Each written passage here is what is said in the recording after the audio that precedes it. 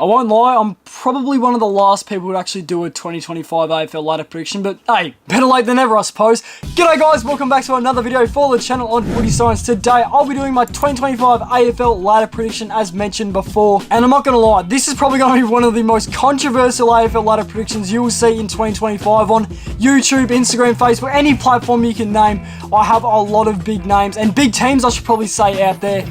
And I think I have pretty good reason behind it. But anyway, if you do going to enjoy today's video and would like to see more videos like this in the future, do leave a like and also subscribe to the channel as well so you don't miss out on any new AFL content as well. I have a lot planned for this AFL season, and look, I've been gaining a lot of subs on YouTube lately and I want to keep the train going, so yes, do leave a like and subscribe to the channel and turn on the notification bell as well so you don't miss out on any new videos. But anyway guys, let's get started. So kicking things off in 18th spot, this club pretty much, I think everyone knows where this club's finishing. 18th spot, let's just get it started. Wooden Spooners, Richmond. Honestly, it's no surprise there. Richmond have had a abysmal pre-season. No good signs at all for them. Like Sam Lawler, your #1 draft pick's out early. Richmond, I don't know what else to say with them. They got pumped by West Coast, absolutely destroyed by Collingwood at Icon Park, and being their most recent game as well.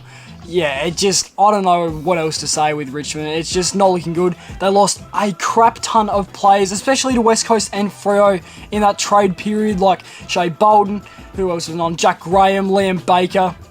Probably a couple more that I can't actually name off the top of my head at the moment. I think just mostly for Richmond going into 2025, it'd just be a bit of a rebuilding stage for them. Might get a couple wins now and then, but for Richmond, I just don't see them going far. So for that reason, I have them in 18th spot. In 17th spot, I have a club that, again, still in that rebuild stage after success a lot of years ago. I wouldn't say a lot of years ago, but, you know, they're definitely still in that rebuild stage after, you know, a couple of bad seasons in the last 3 years, and that being the West Coast Eagles. They're kind of still building up their list and still gelling as a team, and definitely will be boosted with the pickups of Jack Graham and Liam Baker from Richmond as mentioned just before, but I still feel like they still need time with that young list that they've got. It is a pretty young list at the West Coast Eagles, and you know, I guess they did have a pretty good pre-season beating North and Richmond, but again, at the end of the day, it's nothing special. It's just North Melbourne and Richmond. They barely beat North Melbourne by 2 points, but the Richmond game was good.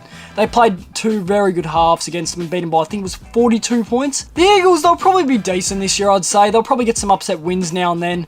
I reckon they've got the potential to beat Richmond and North Melbourne again in the actual season, but depending on who they have, I haven't really looked at West Coast fixture. They probably have one of those easier ones, but yeah, look, I just don't see West Coast doing too much, so I'm going to have them in 17th. In 16th, this club is going to slide down a lot, and I don't see them doing anything special in 2025, although they do have a pretty interesting list going into the season. However, I feel like it will be a very injury-impacted year for the Essendon Football Club in 16th. The Dons, even if they did have a lot of injuries, they still have a lot of areas to improve on. Their forward line definitely needs some work. They need to find some talent there that they can keep consistently without getting injury-impacted, and, you know, I feel like the Dons are capable of doing that, but they just haven't really got the right list going at the moment. Their backline's pretty good, their midfield is pretty decent, I'd say, and then the Sam Draper.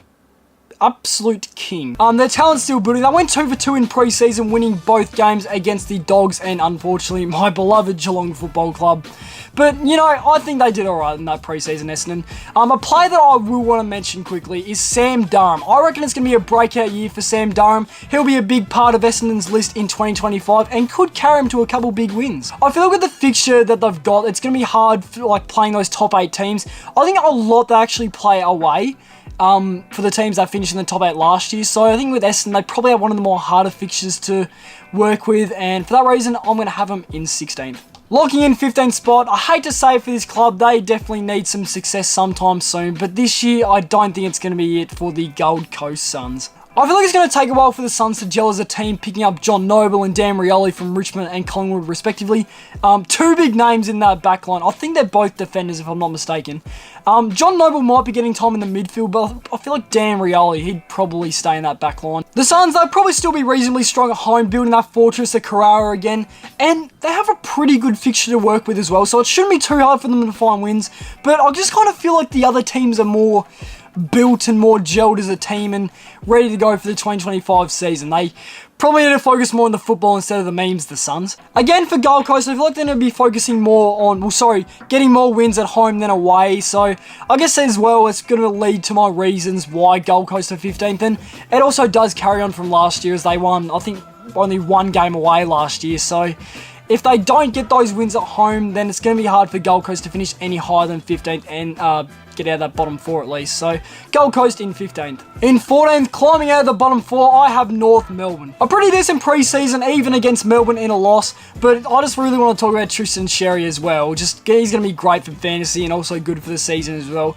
Probably the number 1 ruckman in the competition at the moment, I'd have to say myself. A very good trade period by North Melbourne, saw them pick up Caleb Daniel and also Luke Parker as well. But 2 players as well I do want to mention will be Harry Sheasel and Colby McKercher. They're definitely 2 players to look out for come 2025. I'm going to mention fantasy again. That will be good for fantasy, those 2 players.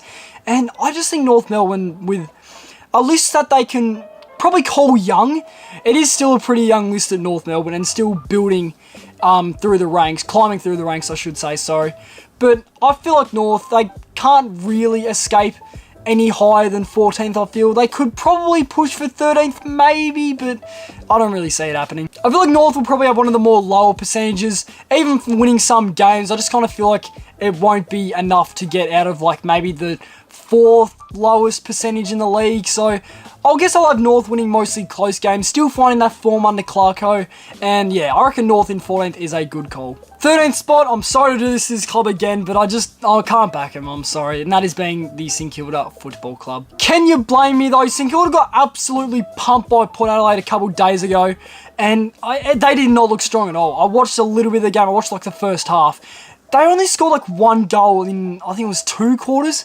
It might have been a bit more, but that's all I can remember from that Saints game. They did not do good against Power, even at home at RSCA Park. It's a bit of an embarrassing performance, even in pre-season. They definitely did seem to be lacking in a lot of areas around that field in that pre-season game.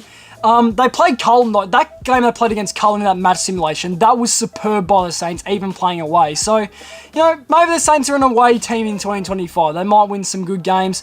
They might beat some very big teams, which they did last year. They beat Geelong, Sydney. I feel like the Saints will probably take a while to get a rhythm going to stay in the 2025 Premiership hunt or even a hunt to stay in the finals, but I don't really see much happening with the Saints, although there's definitely 2 players that I do see happening with, and that being Wanganeen Miller and also Callum Wilkie. I feel like will be standout players in the 2025 season for the Saints, players to look out for, and will probably be targeted by a lot of forwarders, because I'm pretty sure they are both defenders.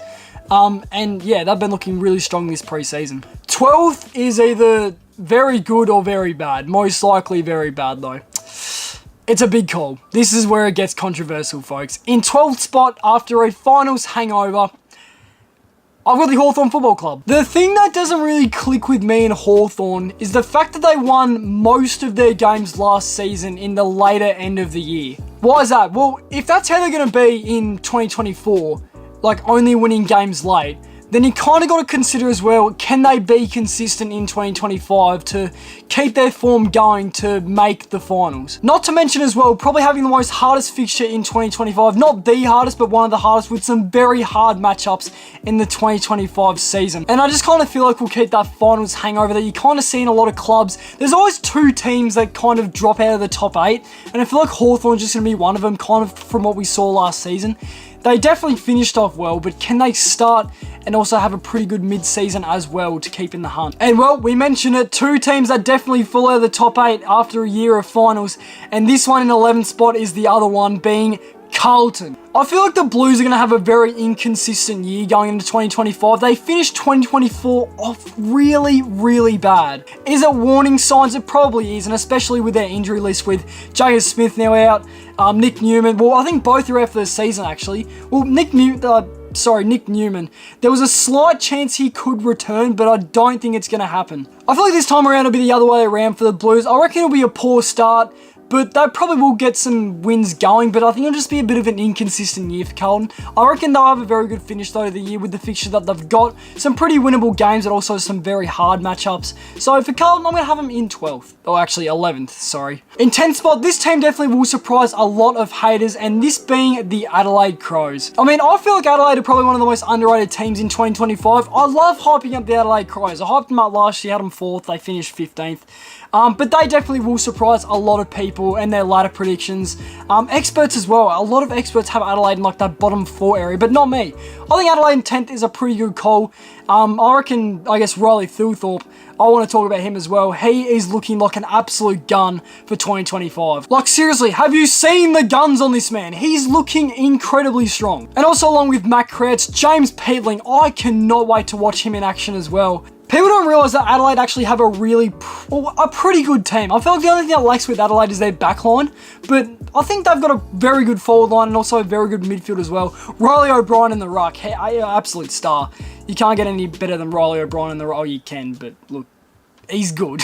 Adelaide, for me, could potentially, as well, with that fixture that they've got, could maybe get to round 6 without a loss, or maybe 1 or 2 losses, but I reckon they will have a very strong start to the year. I would definitely love to have Adelaide in the finals, or see them in the finals at least, but I just feel like the shadows of 2024 and finishing 15th won't quite, I guess, carry them through the 2025 season. So I'll keep them in 10th. And unfortunately, just missing out on the 8, I have in 9th, the Greater Western Sydney Giants. I see a poor start for the Giants in 2025. It looks like a pretty hard fixture that they have to go with to start the season off, but I guess it's not the only reason I've got them starting poor. You got Tom Green out for about 6 weeks or so, which that is a major loss for the Giants and will definitely be that, I guess, inconsistent start that they don't want and will probably be a reason why I have them 9th. But at the same time, I kind of feel like the teams that are in the top 8 that I do have, I feel like they're a bit more, I guess, ready for the 2025 season than the Giants. The Giants definitely have a good team, but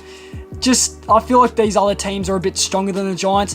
And I guess the fans as well, they don't really get down to the Giants games. And I know you can't really blame the fans, but just the support. What's the point of playing football if you don't have any fans? But I guess you've got the cheer squad's pretty good for the Giants as well. So, you know, that definitely can carry them. But yeah, look, I just feel like they won't be too dangerous in 2025. A pretty good list. I mean, Jake Stringer, I feel like he could be good, but I reckon he won't be, like, you know, he's either a bit of a hit or miss, and I feel like he's going to be a bit of a hit, what the heck, I've just mixed both words. He'll be a miss for the Giants, I feel. And yeah, sorry to the Giants fans, but I just kind of feel like the other teams will be a bit more motivated and a bit more committed to the 2025 year, and in fact, more stronger. It was close, but I feel like this team will actually beat the Giants on percentage and just make the top 8, but also falling down a bit on the ladder. In 8th position, I have the Port Adelaide Power. The Power will probably have one of the most casual and consistent seasons of all of them. I feel like it'll be a season for the Power where they probably get 2 wins on the trot, maybe lose a couple in a row. Well, actually, that's a bit inconsistent, isn't it? They'll just kind of be there in the finals, I feel. They'll just be, like, win a couple, lose a couple more, and then, you know, it'll be bit of an up and down year for the Power, but I still feel like they'll make the 8 still. I guess as well, having the second hardest fixture, like, that's not going to help their cause at all. But Jason Horne-Francis is probably going to be their star player, their main player for the 2025 year. I reckon he's going to have a career best season. Along with players like Connor Rozee, he's looking real strong. Zach Butters when he gets back from injury, or I guess another reason why Port might not be the greatest with Zach Butter out for a month. Yeah, he'll still be a good player when he returns back. And Alira as well. He had a pretty good preseason as well. Good training, and yeah, will be very big for their defense this year in 2025. Another main thing that will definitely cost the Power is how hard their mid-season is. It's a very hard one with some hard matchups to beat. I think they had like Brisbane, Geelong, the Showdown as well, which they haven't been too good against Adelaide lately. Yeah, going through it now, they've got the likes like Freo at Optus, they've got the Giants at Manuka, then Melbourne at Adelaide, Sydney at Adelaide. Well, I guess they've got a couple games at the Adelaide Oval in the meantime, but the mid-season definitely going to be some hard teams to beat if some are to show up in 2025. So I'm happy to have the Power in 8th. And in 7th, a club that is finally going to climb back in the ranks of the top 8 and finish 7th, I have the Fremantle Dockers. The Dockers, they've definitely built up a very good list in the off-season with the likes of Shea Bolton. There probably was another one that they picked up, but actually, no, I don't think they did. Most went to West Coast from Richmond, but, oh, poor Richmond, man. Gee whiz, and Luke Ryan as well, how good he's going to be for the AFL and also for AFL Fantasy as well. Cannot forget AFL Fantasy. He'll be really good for the Dockers, a very key part of that list. I've seen that Fife returning to form. I reckon he'll probably avoid a lot of injuries this year. He'll probably have a couple now and then, but probably nothing major for Nat Fife. And in my opinion, I reckon the Dockers might actually have one of the most dangerous defenses in the 2025 season. They've got the players like obviously Luke Ryan, Jordan Clark, Alex Pearce, Brennan Cox. more players as well. Josh Draper. Like, it's looking real good at Fremantle right now for their defense. A decent midfield as well. Their forward line, oh my gosh, they have a really exciting forward line to watch this season. Like Michael Frederick, I cannot wait to watch him. Michael Walters as well. Who's another one? Josh Tracy. They're predicting him up there for the Coleman medal, which I rate a lot, actually. Amos as well. Can't wait to watch him. And look, all is looking good at the Dockers right now. They'll probably turn Optus into a fortress as well. And I'm fine to have Freo in 7th. In 6th spot, I reckon this team probably will be a decent team. It definitely has a promising list. I reckon with the more lower percentage in the top 8, though, I reckon they will finish with the lowest percentage. And this being the Western Bulldogs. I say lowest percentage in the top 8, by the way, not in the league. Because if they had the lowest percentage in the league, that would be pretty bad. But the Doggies, pretty decent pre-season. They've had a good build-up. A lot of momentum shifted their way in pre-season. I guess not really against the Dons. It wasn't really too good. I don't remember who the other team they versed was, though. Who was that? Yeah, Hawthorn, that's right. They played pretty good against the Hawks, just getting the job done by 11 points. But I guess when you have the Dogs, when you talk about the Dogs, you just cannot not talk about Marcus Bontempelli. Just what a star he is. A lot of footy fans still waiting for him to get that Brownlow around his neck and just show it off in, I guess, any photo that he gets. But Marcus Bontempelli, I can't wait to watch him this year. And a couple of players as well that are looking good for the Dogs. You've got Riley Sanders. He will have a career best season. And Ed Richards, I reckon, is another standout player for the Dogs that we'll see in the 2025 season. Their fixture definitely isn't too hard for what they cannot handle. And look, I reckon they could either fall below a lot of people's expectations. In fact, you know, my expectations, a lot of people's expectations, experts' expectations, or could completely embarrass the league from how good they could be. So I'm happy to have the Dogs in 6th. Just hopefully they don't let me down. In 5th spot, I have the minor premiers of last year being the Sydney Swans. Well, definitely it's Sydney. Like, it's one of the most dangerous midfields in 2025, and in fact the AFL in the last couple seasons. Although it could lead to them getting overworked in 2025. In fact, we already saw with Errol Goulden, he's out for about 6 weeks. Or it might be like a month of football, but either way, Isaac Heaney, you got to talk about Isaac Heaney. He's such a great player. Should have got Mark of the Year, but unfortunately it doesn't work like that in finals, does it? But yeah, players like Chad Warner, Callum Mills, Brodie Grundy as mentioned before. Goulden will still be good despite being on the injury list. James Rowbottom, and even Nick Blakey in that back line as well. The Lizard, you absolutely love the Lizard. But it's just such a great list in Sydney. It definitely should not go unnoticed by any fan or even club for that matter. Sydney in 5th. Looking dangerous in 2025, looking to return to the finals, and this club jumping from, I think it was 9th last year, into the top 4, I have the Collingwood Magpies. Even the players of the club, they have so much faith in the Pies this year, and a lot of experts as well are saying Collingwood are returning to top 8 footy. That statement is absolutely true from what I've seen from videos, footage. It's just Collingwood, they are looking incredibly strong for 2025. Look, they just look like a team that's wanting to play finals this year. They have the strength, they have no real areas they need to improve on. I haven't seen too much, haven't seen any injuries as of late, and at the moment have the biggest win in 2025, absolutely demolishing Richmond at Icon Park in the, I think it was either the first or second practice match of 2025, official practice match that is. But yeah, Collingwood, they are looking incredible. You can't forget their massive army as well, like over 100,000 members. It's incredible what they've done there at Collingwood. But Nick Dacos as well, he's looking at another top 3 finish in the Brownlow, but there definitely are some smokies that could finish in that Brownlow as well. Players like Josh Dacos, Jordan Nagawi, Jack Crisp, etc. 3rd is one of the most hit or miss calls of all time, but I cannot stress it enough how confident I am to have this club in 3rd. Jumping from 14th to 3rd, the Melbourne Football Club. This is very well the biggest call of my ladder predictions for the 2025 season, having Melbourne in 3rd, but I just want to yap on about why I have Melbourne in 3rd. Specifically, Melbourne arguably have one of the most underrated lists going into the 2025 season. If there is one man and one man only to look out for in 2025, it is Christian Petrarca. He is looking like the GOAT. It's been a very long road to recovery for Christian Petrarca, but he's just looking as strong as ever for the Melbourne Footy Club. And with this relatively young team, I reckon they can go very far. Still retaining Clayton Oliver, of course, and Max Zorn, he'll be back from injury, I think. I don't think he's injured at the moment. At least if he remains fit, he can take the Ds absolutely anywhere. Maybe finals, maybe a grand final. I wouldn't be pushing the Ds that far, even finishing top 3, but still, I reckon Melbourne will be a very dangerous and underrated team in 2025. And as mentioned before, there's always teams that will definitely drop out of the top 8 and some teams that will definitely surprise some climbing in the top 8 and even the top 4. We've seen Collingwood and Melbourne for my predictions, and I'm pretty happy to have the D's in third. A pretty obvious one to have in second spot being the Premiers, having an incredible midfield list. Backline's looking really good as well for this club. It's pretty simple to have this club in the top 2. This being the Brisbane Lions. Look, I just cannot name an area of the Lions that they need to work on. It's just a team filled with strength, and add a little bit more strength to that. It's probably one of the more nameable teams in the league. By that I mean, like, if you think of Brisbane, you could probably name more players there that are absolute superstars than your own club. Brisbane have an incredible list that will take them far in 2025. You know, Dane Zorko, Lachie Neale, Zach Bailey, who has got here, Josh Dunkley, Will Ashcroft, you know, Harris Andrews even, I should say, for the back line as well. Even players like Starcevic, he's an absolute star. And Brisbane, they are looking so strong and a really big threat in this season. And in first spot, if you've been following along, you can tell who I have in first spot. I've never felt more confident in my life, even being a fan of this club, to have him in first spot. In my probably biased opinion, Geelong are my minor premiers. I don't think ever, as a Cats fan, I've ever been this excited since the return of Gary Ablett in 2018 to watch Geelong play. Although, I guess we know what happened with Geelong that season. Chris Scott's still in charge. That's all that matters with Geelong at this rate. They had a pretty good trade period as well, picking up Bailey Smith, who will be good for both the forward and the midfield, and Jack Martin as well. But the Cats, they are just looking ready to take on the challenge of 2025. They're looking red hot.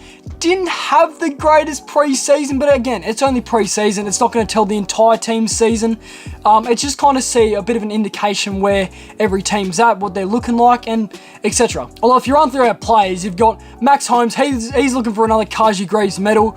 Down forward, you've got obviously Jeremy Cameron, Tyson Stengel, Brad Close, Shannon Neal, the new Tom Father Hawkins. Like, he's going to be great for us this year. Very good addition to the Cats and getting more game time as well. It's going to be really good to see Shannon Neal out there in 2025. Obviously, Tommy Stewart, Patrick Dangerfield, Mitch Duncan probably still could provide some good run for us in that backline. He probably will be playing mostly backline this year, but Zach Guthrie as well I want to mention as well. Sam De Koning might be playing ruck, which very interesting decision, but I still think he'll do a very good job at that and maybe even go against his brother as well in the ruck. Colin Jasny, Henry, look, the list just goes on for Geelong in my humble, non-biased opinion.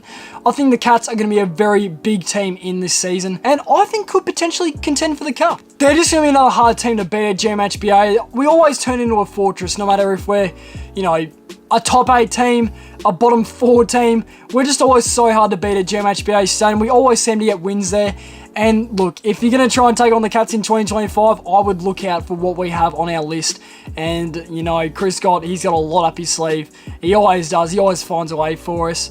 And it's looking like another good season for the Geelong Football Club. I have them in first. I'll go through my finals and also my medals predictions in a different video because I've been talking for a very, very long time and I don't want to bore you all with that. So guys, if you did enjoy today's video and would like to see more videos like this in the future, do leave a like and subscribe to the channel as well so you don't miss out on any new videos. Thanks for watching and I'll see you in the next one. See yous.